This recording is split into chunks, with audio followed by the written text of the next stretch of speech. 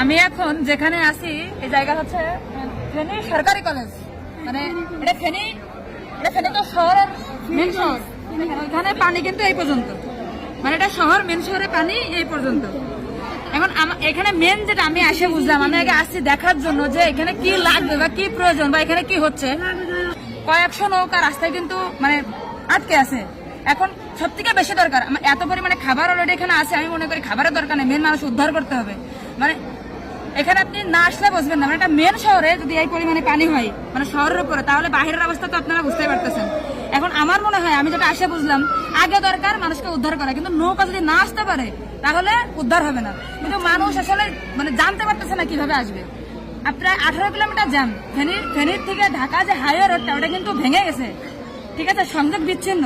আপনারা যারা ওইখানে আছেন, আপনারা ওইখান থেকে যারা ভিডিওটা এখন বাসায় আছেন বা ভিডিওটা দেখতেছেন, আপনারা ভিডিওটা শেয়ার করুন, তো জানাই দেন।